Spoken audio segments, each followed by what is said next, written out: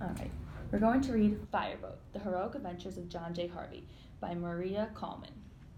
First, let's look at the cover. What do we see on the cover? We see a boat, the Statue of Liberty. So based on what we see, where do we think the story is going to take place? Maybe New York or New Jersey. Also, let's look. What colors do you see on the cover? Orange and pink. Are the sky and the water usually these colors? No, right? They're usually blue. Why do we think the sky is orange and the water's pink? What do we think caused this? Well, we're going to find out.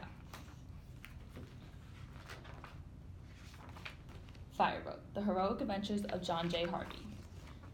New York City, 1931. Amazing things were happening, big and small. The Empire State Building went up, up, up. Babe Ruth hit his 611th home run in Yankee Stadium. The tasty candy treat Snickers hit the stores. The George Washington Bridge was suspended elegantly across the mighty Hudson River. Champion Penley Calling of Blarney won Best in Show at the Westminster Kennel Club. On a hot and jazzy night, the word ha-cha was invented. Ha-cha, ha-cha, ha-cha. And on a sunny, fresh day, the John J. Harvey Fireboat was launched. There were 12 fireboats in the New York City. The Harvey was the largest, fastest, and shiniest fireboat of them all. What do we think a fireboat is compared to just a regular boat?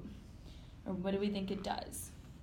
Maybe it shoots fires, maybe it puts out fires. Let's see. It had 5 diesel engines, so it could go 20 miles per hour.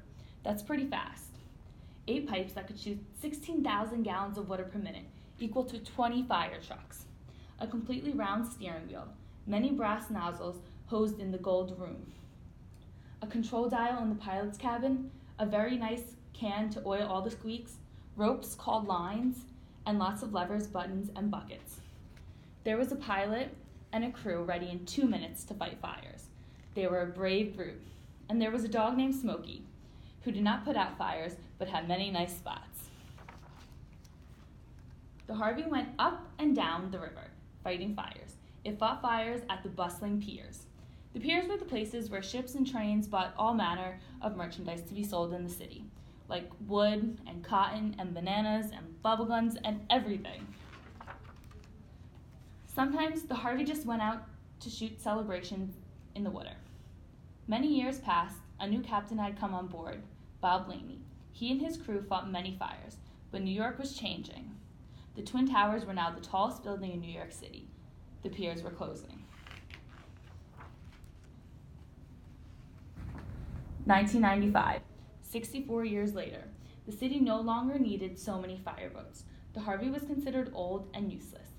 It sat in the water for 5 years, waiting to be sold for scraps.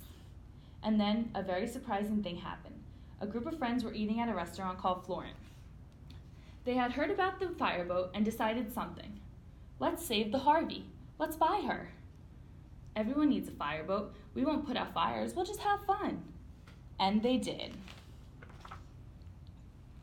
They took it to the cattle ship repair yard in Staten Island, and there they said, "She is old. It will be hard to fix her." But the owner said, "Fix." So they fixed, beautifully. They repaired the 2 propellers, making them new with a shiny coat of brass. Brass does not rust. They repaired the holes with steel plates and covered the places where the rivets wept. They scraped the barnacles and seaweed off the hull and painted her with a shiny coat of red paint. And once again, the Harvey was on the water. Tim, the engineer, keeping things running smoothly. Jessica, the assistant engineer, at the controls in the noisy engine room. Andrew welding, Chase helping, John fixing, Tom cooking. Huntley at the wheel, and Bob Leaney watching over everyone and being very proud. They made friends with only other fireboats on the river, the fire truck and the McKean. Everyone said, the Harvey is a nice old boat, but she can never be used to fight a fire. Never. But then, on September 11th, 2011, something so huge and horrible happened that shook the whole world. It was 8:45 in the morning, another beautiful and sunny day. 2 airplanes crashed into the Twin Towers. Crashed into these 2 strong buildings. What do we think's gonna happen? What happens if 2 airplanes crash into 2 towers? Something bad, yeah. The sky filled with fire and smoke. The buildings exploded and fell to the ground. Many people were hurt. Many lives were lost.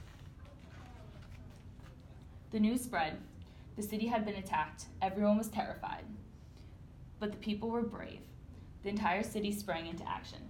Firefighters and police officers and doctors and construction workers and teachers and cooks and children and parents. The mayor was strong. He said, "We will all work together. We will not be broken." What do we think's gonna happen to the Harvey? Is something gonna happen? Is the fire gonna hurt him? But were the people of the Harvey doing when the planes hit? Bob Leaney was trimming hedges. Tom was drinking tea in his kitchen. Chase was walking his dog Radar. Tim was reading the paper. Andrew was welding. Jessica was writing a story. John was working. Huntley was reading David Copperfield. The Harvey was snoozing at the pier. They all had one thought: get to the Harvey. And they did. They called the fire department. "John J. Harvey, ready to help. How can we help?" The answer came: "You can't help fight the fire, but you can ferry people to safety."